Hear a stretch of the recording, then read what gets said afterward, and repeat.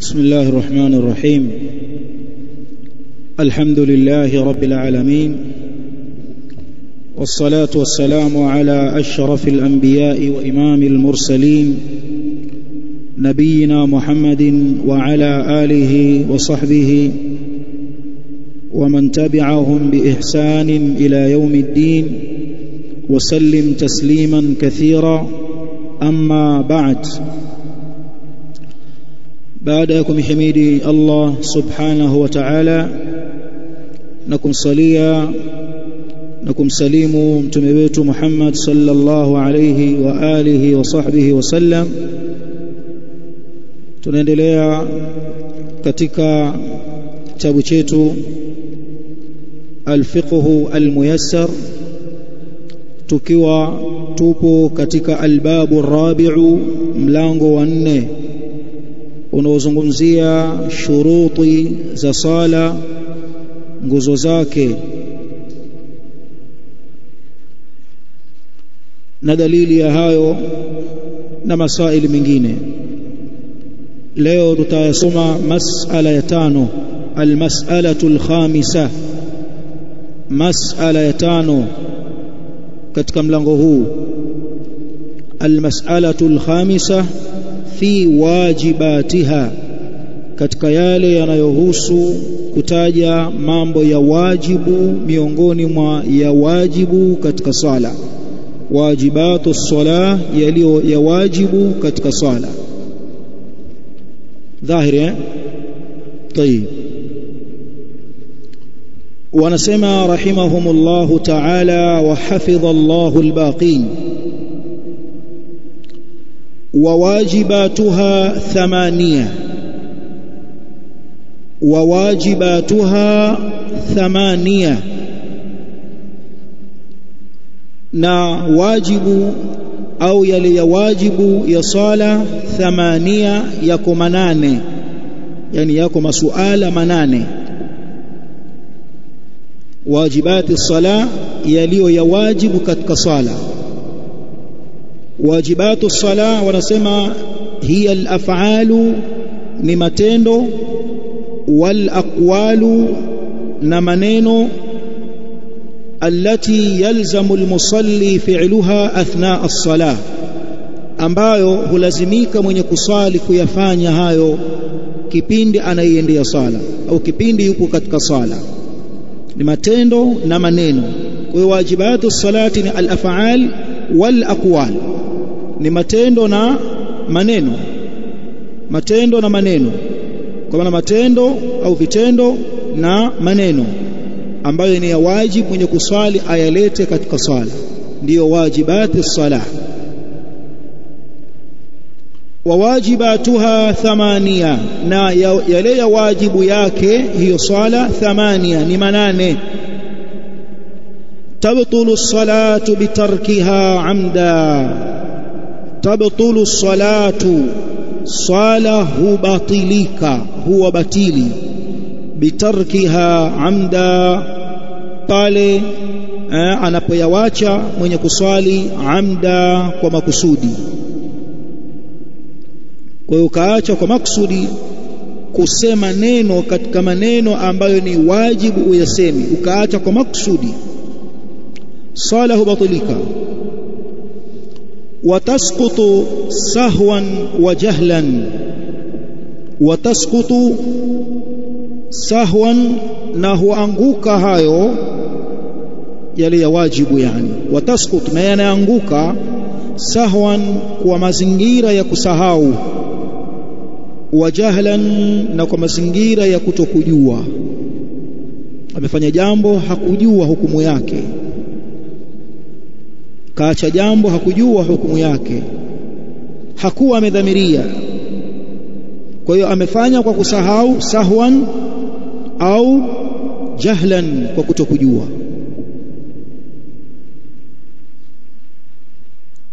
Ninyi mnafahamu kwamba haya mawili ni udhuru anapewa mtu.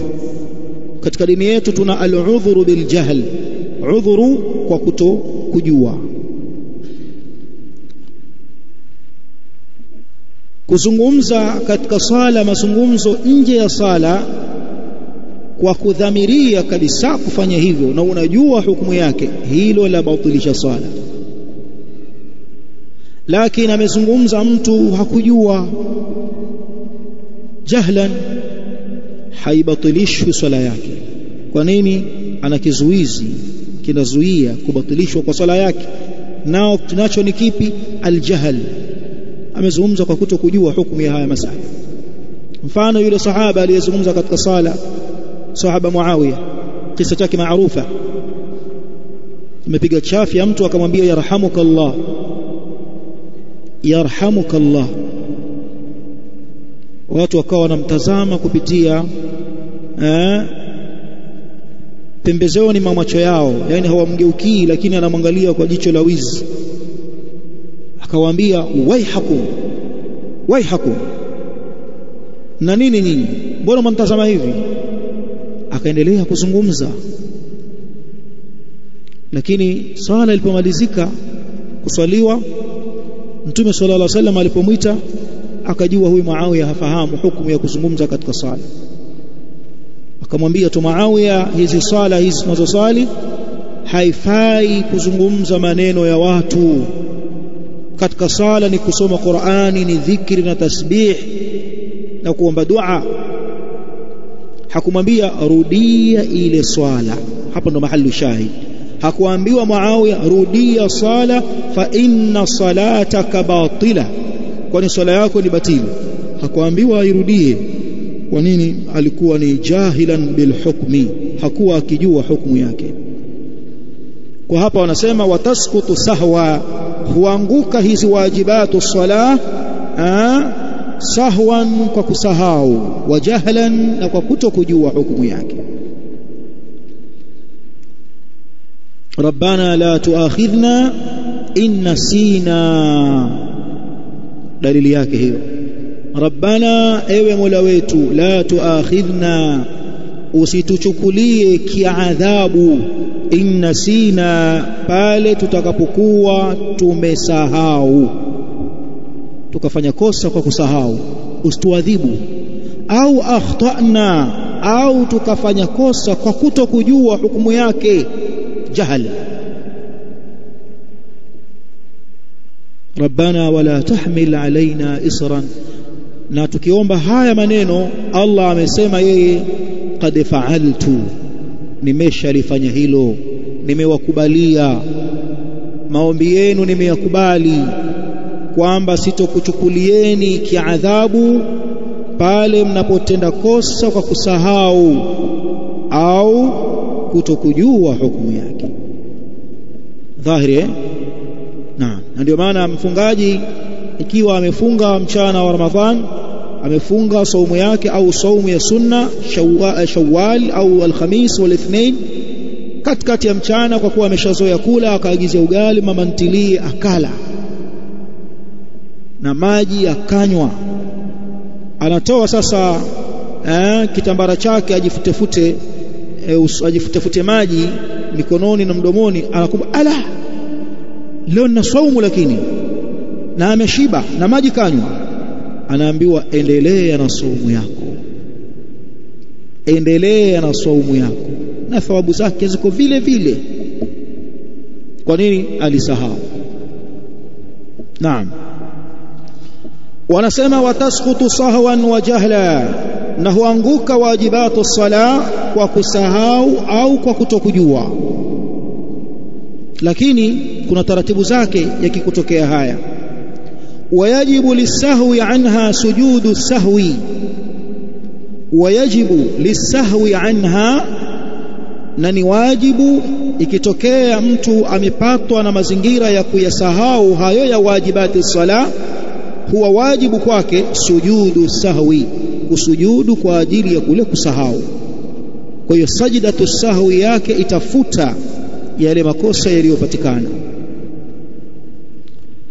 Kwa hiyo tofauti iko wapi sasa baina yake hizi wajibati sala na arkanu sala?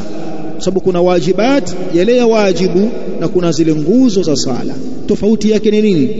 Wanasema falfarqu bainaha wa baina al-arkani, tofauti baina yake hizo wajibati sala, yale mambo ya wajibu katika sala, tofauti yake au tofauti baina yake wa baina al-arkan, na baina ya nguzo za sala, anna man nasiya ruknan lam tasihha salatuhu.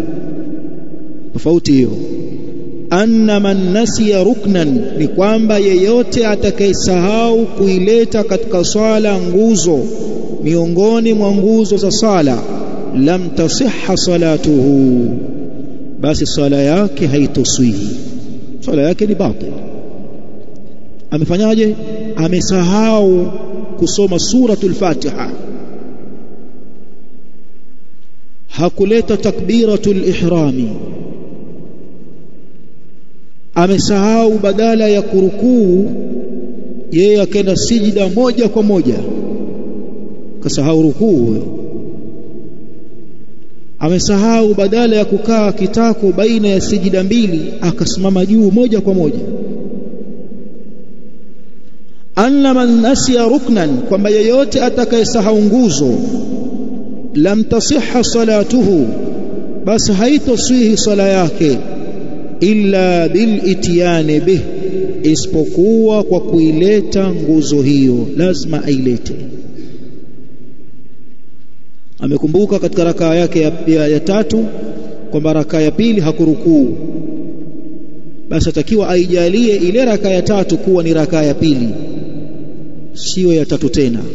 Ile ya tatu aliyosimama aijalie kwamba hii ndio ya pili sasa, dhahir, kwa sababu atakiwa ailete ile nguzo. Illa bil ityani bih, illa kwa kuileta ile nguzo. Hii ndio tofauti iliyopo, kwamba nguzo lazima uilete. Amma man nasiya wajiban, ama yule ambaye atasahau jambo la wajibu katika wajibati salati, imma wajibu wa kimaneno, atakiwa atamke maneno fulani hapa, au wajibu wa kitendo, atakiwa atende kitendo fulani hapa, hakutenda. Amma man nasiya wajiban, ama atakayesahau jambo la wajib katika wajibati salati, ajzaa anhu sujudu sahwi, itamtosha yeye kwa hiyo aliyoisahau sijida ya kusahau. Sijida sujudu sahwi itamtosha juu ya uwajibu aliyousahau. Fal arkanu aukadu, hivyo nguzo za swala aukadu, zina mkokotezo mkubwa sana, zina nafasi ya juu kabisa, aukad min alwajibat, kuliko yale ya wajibu katika swala. Kwa nini? Kwa sababu arkan ukisahau lazima uilete. Wajib katika wajibati sala si lazima uilete, yatosheleza tu sijda sahau. Wa bayanuha ala nahwi alati, na ubainifu wake haya ya wajibu ya sala ala nahwi alati, ni kwa utaratibu ufuatao. Tutazibainisha sasa zile za wajib, mambo ya wajib katika sala au wajibatu sala tunayabainisha. Al-awwal, la kwanza katika wajibatu sala, yale ya wajibu katika sala, jami'u takbirati ghayra takbirati al-ihram. Jami'u takbirat ni takbira zote. Allahu akbar, umerukuu, sami'a Allahu liman hamida, Allahu akbar, rukuu hii, unasujud sijida hii, Allahu akbar, unakuja kwenye itidali kitako baina sijida mbili, Allahu akbar, wasujudu hapo, Allahu akbar, watoka katika sijida unasimama juu. Hizi zinaitwa takbiratu al-intiqal. Takbiratu al-intiqal, yani takbira za kukuhamisha, za kuhamahama kutoka kwenye nguzo kwenda kwenye nguzo nyingine. Jamiu takbirat, takbira zote katika sala, ghaira takbirati al-ihram, ukitoa takbira ya kuhirimia sala. Ile unapoingia katika sala ukasema Allahu akbar, ile ni nguzo, sio wajib katika wajibati sala, ni nguzo. Wa huwa ma yusamma bitakbiri al-intiqal, na hizi huitwa takbir al-intiqal, yani takbira za kuhamisha. Al-intiqal, intaqala yantaqilu, amehama, anahama. Intiqal, kuhama, ametoka sehemu kwenda kwingine. Intiqal.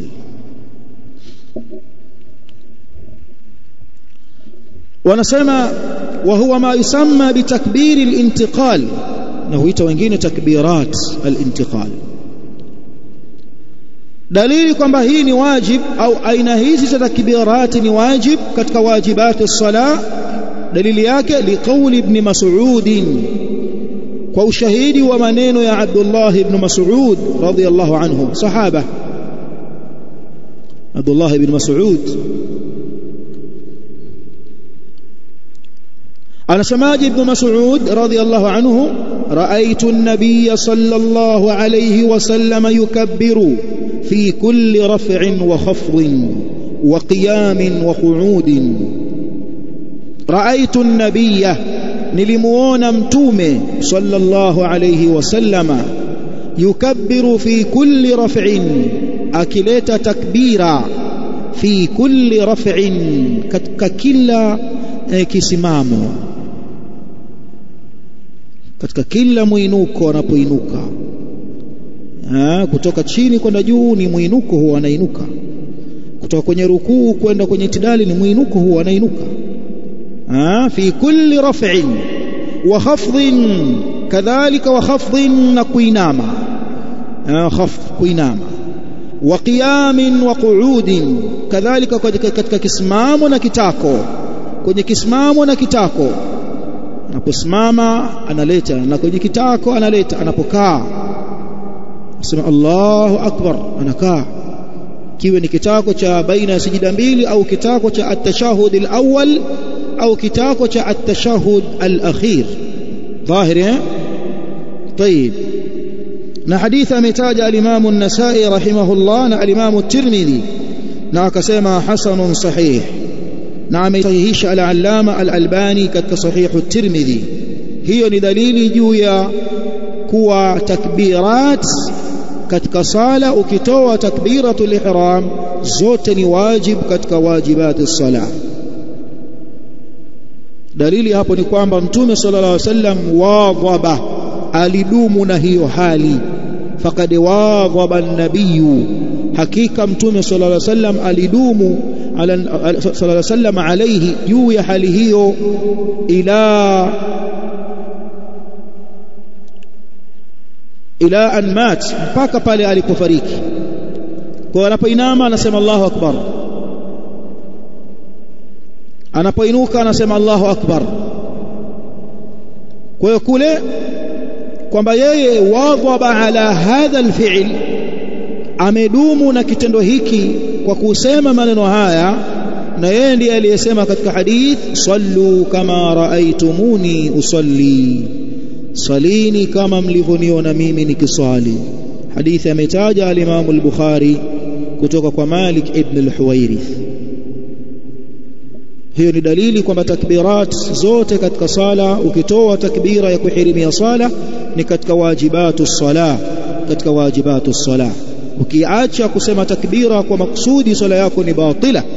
lakini ukiwa umesahau kuleta takbir au hujui hukumu yake, basi wapewa udhuru kwa nyudhuru mbili hizo. la pili katika wajibatu sala, التسميع والتحميد. التسميع والتحميد, kusema sami Allahu liman hamida na kusema rabbana walakal hamdu, hizo mbili huitwa at-tasmi' wat-tahmid. kwa ya pili qawlu sami Allahu liman hamida, kusema hayo maneno sami Allahu liman hamida, Allah amemuitika, sio amemsikia, amemuitika.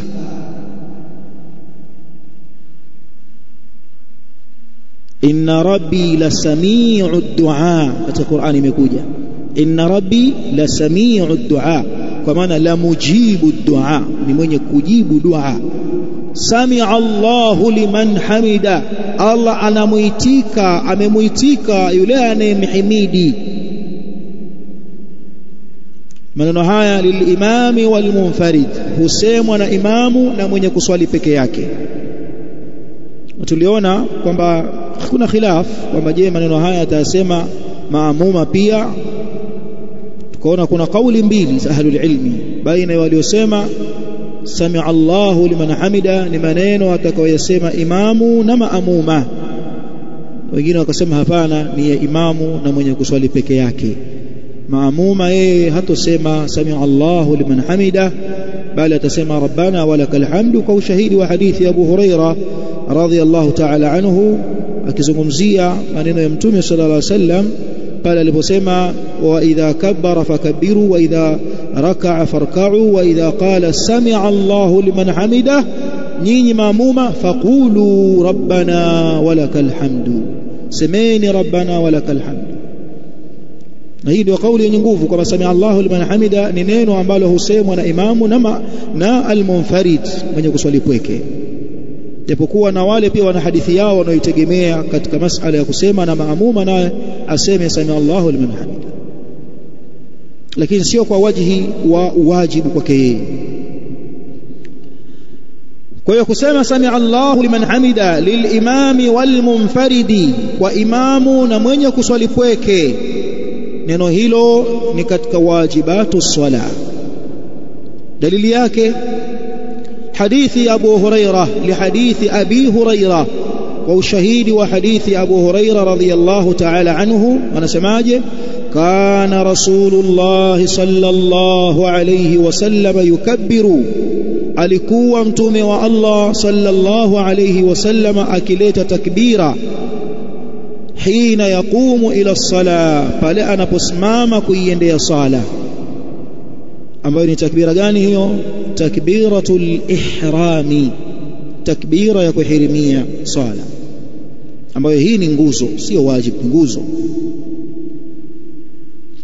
Thumma yukabbiru hina yarka'u, kisha alikuwa yukabbiru akileta takbira, kwa maana akisema Allahu akbar, Allah ni mkubwa zaidi, hina yarka'u, pale anaporukuu. Thumma yaqulu sami'a Allahu liman hamida, kisha husema sami'a Allahu liman hamida hina yarfa'u sulbahu, pale anapoinua uti wake wa mgongo, min ar-rak'a, kutoka katika rak'a, kwa maana kutoka katika rukuu. Thumma yaqulu wa huwa qa'imun rabbana walakal hamdu, kisha husema wa huwa qa'im, ilhali amesimama wima, rabbana walakal hamdu, ewe Mola wetu himdi zote ni zako.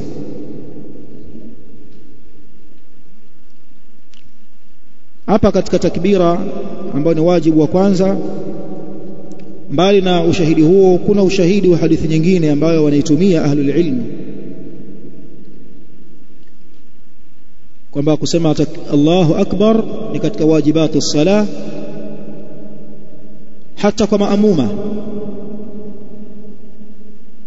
Ni pale aliposema Mtume sallallahu alaihi wasallam katika hadith tuliyotaja hivi punde, idha kabbara, anapopiga takbira, yani imamu, fakabbiru, na nyinyi pigeni takbira. Hapa haishilii kwamba takbira ya kuhirimia sala tu, idha kabbara fakabbiru. Kwa hiyo akisema Allahu akbar, sisi tunasema Allahu akbar. Kwa nini? Kabbara, kwa sababu imamu kaleta takbira, na Mtume akatuambia sallallahu alaihi wasallam akileta takbira imam, nasi tulete takbira. Kwa hiyo akisema Allahu akbar kwenda kwenye rukuu, na sisi tunasemaje? Allahu akbar, tunakwenda katika rukuu. Lakini kwa sauti gani? Kwa sauti ya kujisikilizisha wewe mwenyewe. Allahu akbar, nakwenda nayo Allahu akbar, nakwenda chini. Idha kabbara fakabbiru, takbiratul intiqal.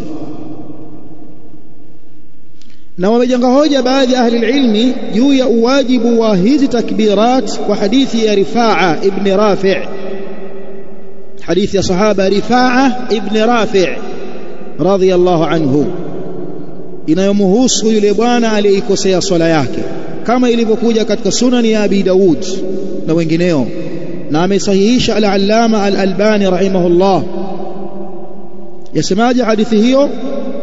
Annahu la tatimmu salatu ahadikum, kwamba jambo lilivyo haitotimia sala ya mmoja wenu hatta yasbigha alwudu'a, mpaka achukue udhu vyema katika viungo vyake, kama amarahu Allah ta'ala, kama alivyoamrishwa na Allah subhanahu wa ta'ala.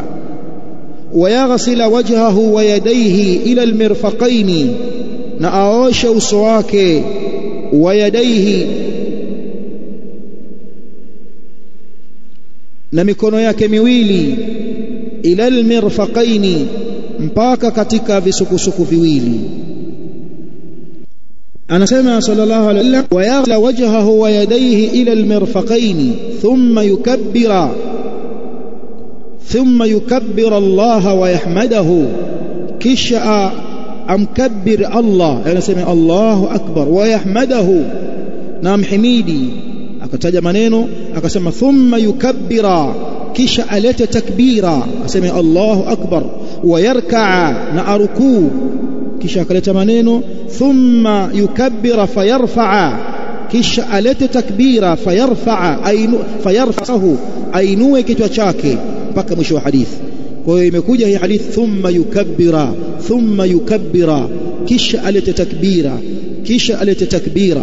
Amesema mwanzo hii hadithi haitimii sala ya mmoja wenu mpaka ayafanye haya. Tumeelewana vizuri? Hiyo ni hadithi ya Rifaa ibn Rafi' ikimhusu yule aliyekosea sala.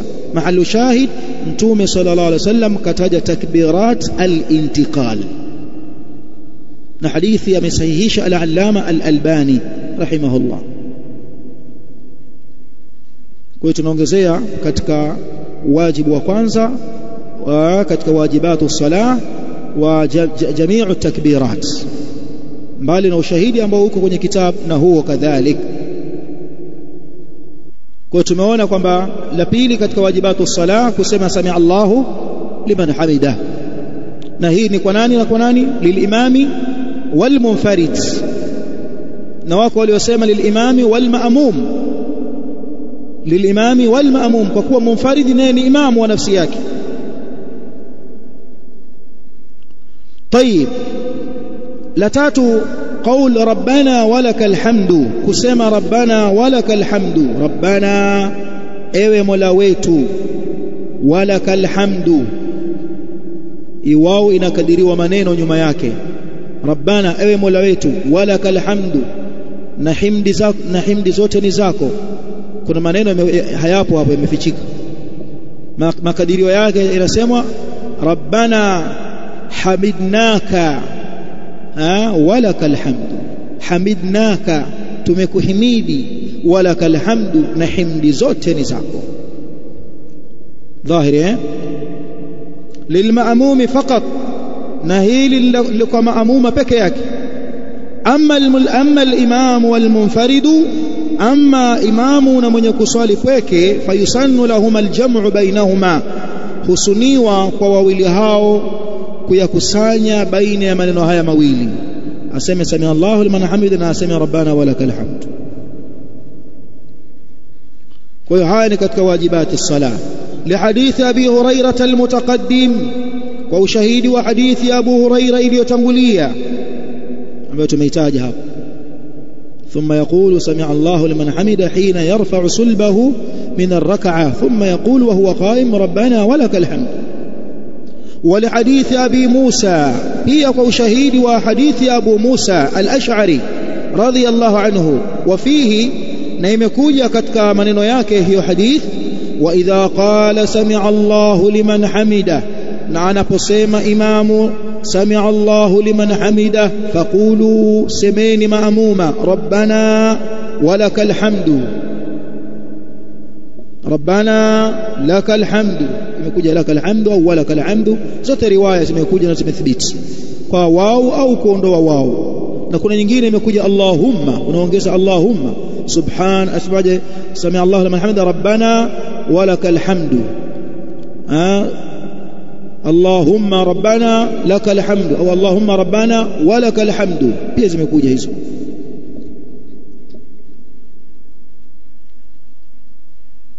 Lakini pia miongoni mwa dalili za at-tasmi'i wa tahmidi طيب hii tuiache.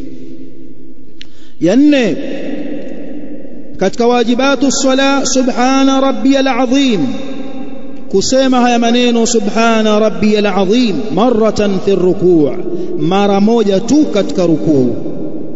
Kusema mara moja tu katika zile adhkari ndiyo wajibu wake.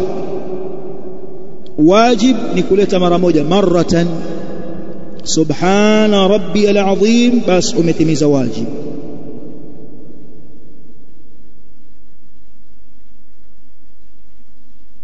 Na aqallul kamali ni mara tatu, uchache katika ukamilifu ni mara tatu.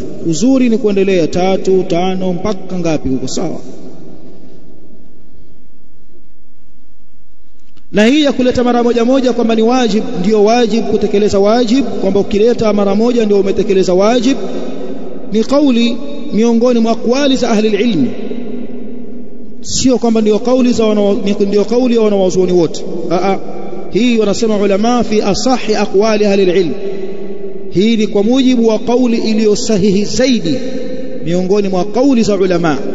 Kwa hiyo utapata wengine waliopinga kwamba wajibu sio moja, wengine wakisema wajibu kwanza 3.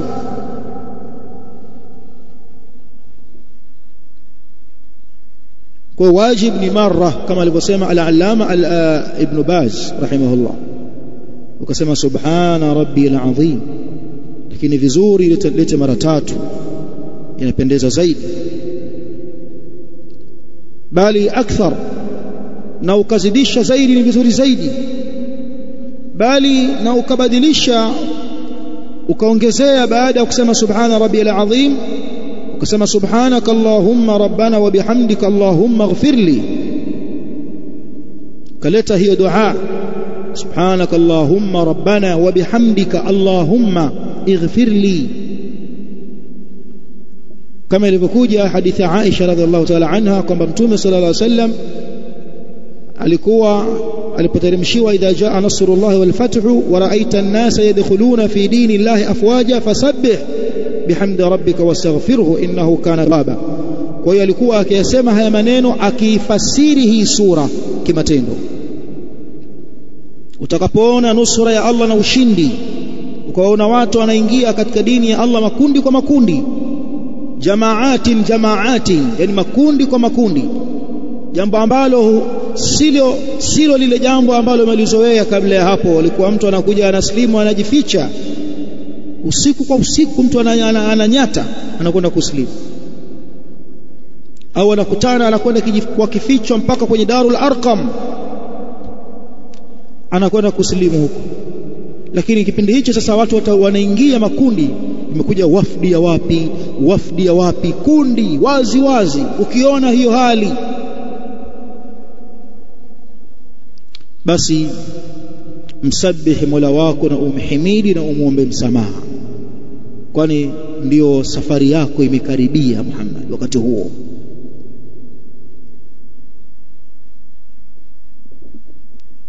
Sura hii ilimpandisha daraja Ibn Abbas mbele ya Umar ibn al-Khattab kwa Waislamu,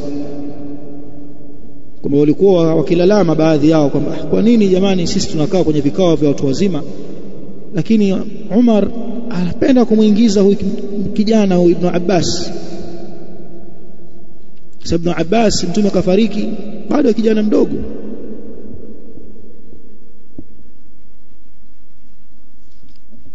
hajafika hata miaka 20. Sasa wanashangaa kwamba sisi watu wazima tuwakaa tujadili mambo, watu wa kufunga na kufungua mambo tuingiziwa na Ibn Abbas. Siku hiyo Umar akataka kuwatahini, awaoneshe nafasi ya Ibn Abbas. Akamwambia hii sura idha jaa nasrullahi wal fathu wa ra'aita an-nasa yadkhuluna fi dinillahi afwaja fasabbih bihamdi rabbika wastaghfirhu innahu kana tawwaba. Inahusu nini hii sura hii? Wazee al-muhajirin wal ansari wakajibu, hiyo ni Allah subhanahu wa ta'ala anamwambia mtume wake kwamba watakuja watu mwishoni wa akhiru zamani kadha wa kadha, wataingia katika Uislamu makundi kwa makundi, basi amshukuru Mola wake na vitu kama hivyo. Ndio hivyo wasemaje Ibn Abbas? Ibn Abbas radhiallahu anhu akamwambia sura hii imekuja kutangaza kifo cha mtume wa Allah imekuja kutangaza kifo cha mtume wa Allah sallallahu alaihi wasallam.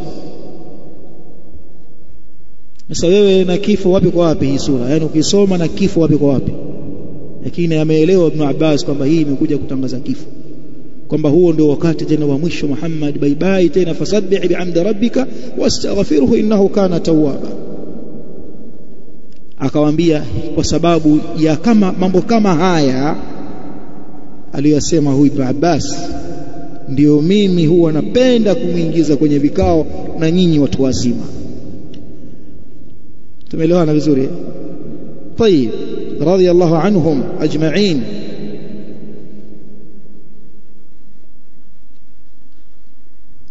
kwa hiyo wanasema ahlul ilmi